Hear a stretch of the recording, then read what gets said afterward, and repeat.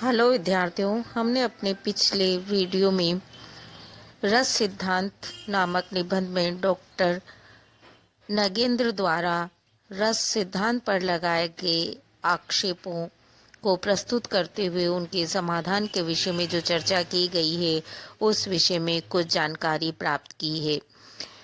जो प्रश्न लगाए गए थे, जो प्रश्न उठाए गए थे, उनके समाधान उन्होंने प्रस्तुत किए हैं, जिनमें हमने 4 प्रश्नों के समाधान अपने पिछले वीडियो में देखे हैं। हम उससे आगे लगाए गए आक्षेपों पर यहाँ पर चर्चा करेंगे। रस सिद्धांत के विरुद्ध लगाए गए आक्षेप में एक आक्षेप यह भी है कि रस सिद्धांत में अंतःस्थ चेतना की उलझनों और गुत्थियों के लिए कोई अवकाश नहीं है। डॉक्टर नगेंद्र इसका समाधान प्रस्तुत करते हुए कहते हैं कि यह आक्षेप ही अल्प ज्ञान का परिणाम है। रस सिद्धांत में रसों के परस्पर विरोधी रूपों का विवेचन अच्छे प्रकार से हुआ है और उनके शमन का भी विस्तार से उन्होंने उसमें वर्णन किया है। शमन के इतने उपायों पर प्रकाश डाला गया है कि उसमें मानसिक जीवन के समस्त अंतर विरोधों का समाधान संभव हो जाता है।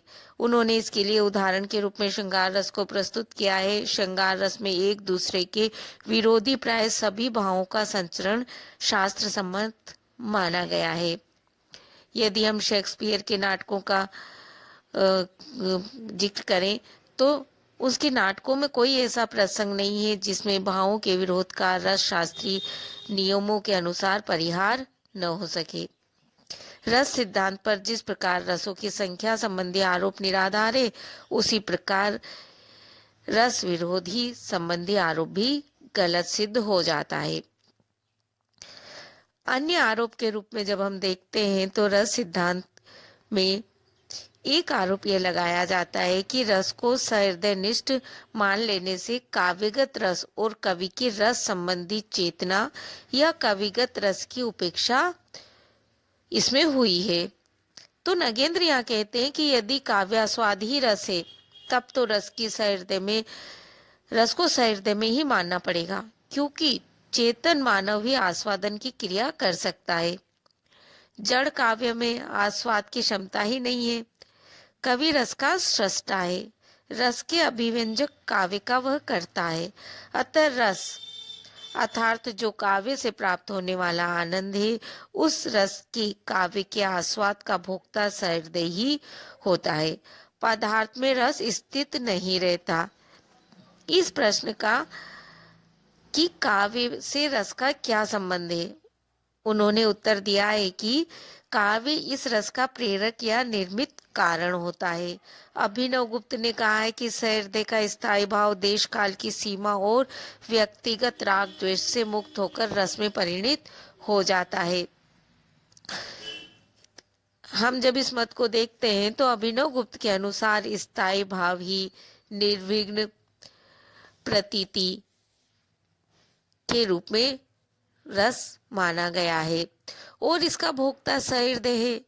निर्विघ्न करने का साधन क्या है? वह काव्य है। सहृदय यदि ग्रहण शक्ति से रहित होगा तो इससे काव्य सौंदर्य का तो अस्तित्व नष्ट नहीं होता।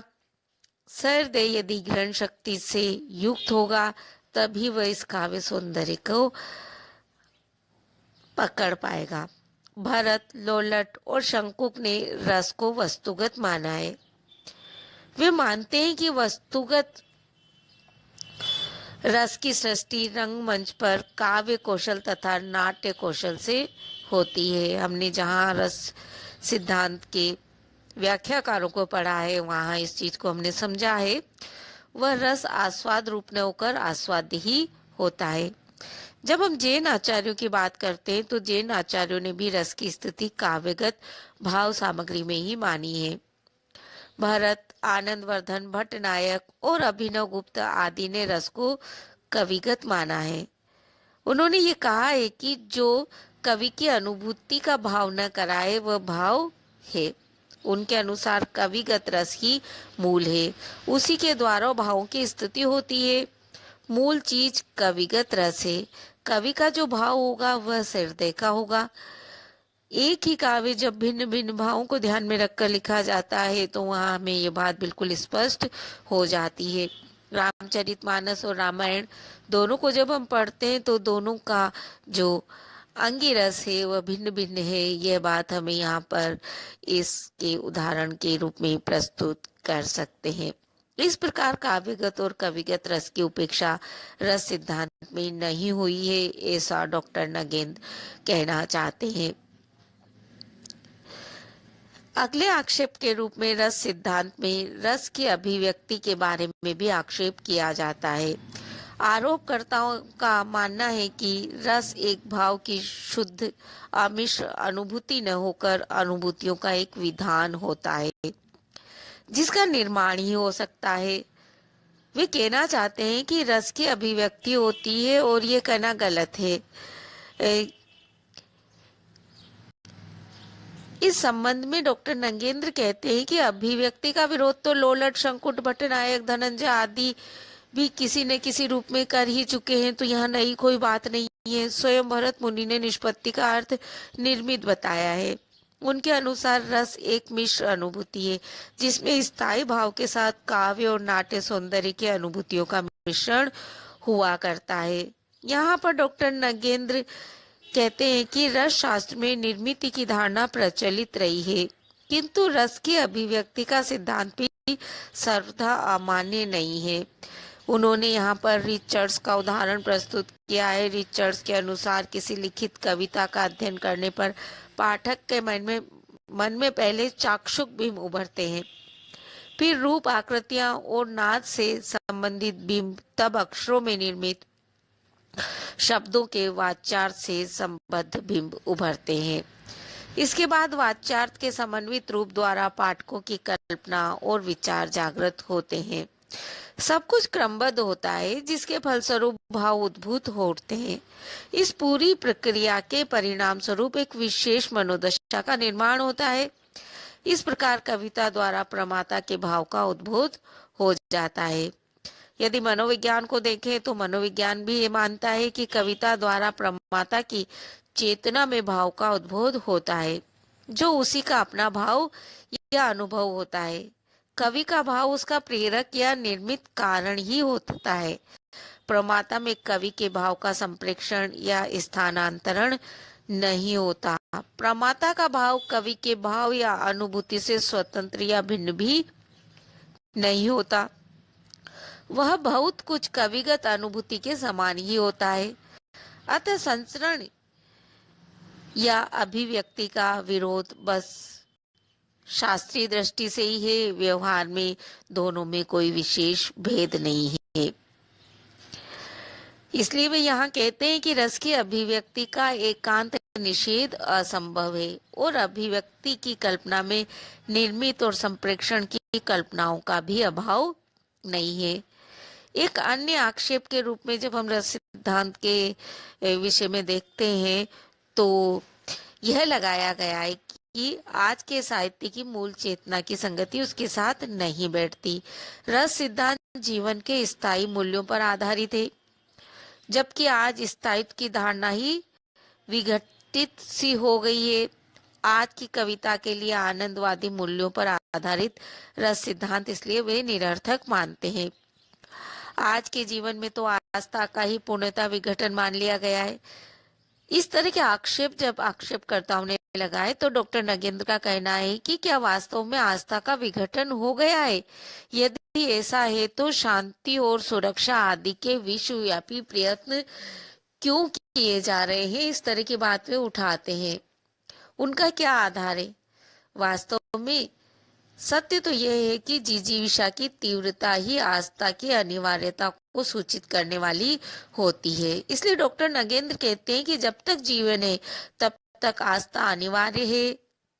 आक्षेप का दूसरा पहलू जो है वह यह है कि रस परिपाक के लिए तो स्थायी भाव की सद्य अनुभूति ही नहीं, अतीत के संस्कार या वासना को की आवश्यकता है, जबकि वर्तमान जीवन में केवल क्षण ही सत्य है। आज की कविता अनुभूयमान क्षण को की ही कविता है।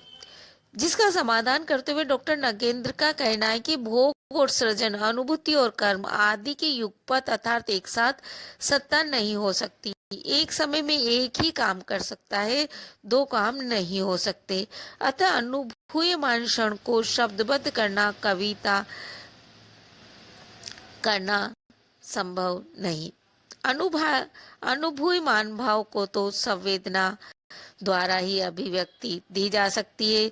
कवि या कलाकार की कल्पना इन अरूप संवेदनों को ही वास्तव में रूप प्रदान करने का कार्य करती है। संवेदन रूपायित होते ही अनुभूत हो जाते हैं। अनुभूयमान को रूपायित करना ही अनुभूति है।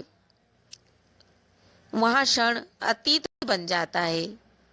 यही यदि हम क्रोचे की सहजानुभूति को कहें तो उन्होंने सहजानुभूति को ही कला कहा है। सहजानुभूति की कला के दो रूप उन्होंने माने, कला की प्रकल्पना और कला। अनुभूयमान क्षण की अनुभूति होती है और फिर उस अनुभूत की पुनः सर्जना होती है और काव्य सृजन होता है। एक अंतिम आक्षेप के रूप में जो बात कही गई है वह है रस सिद्धांत के कारण काव्य में पूरा बल आनंद पर ही पड़ जाता है और जिसके कारण भोग वृत्ति को प्रोत्साहन मिलता है और उदात्त वृत्तियों की उपेक्षा हो जाती है।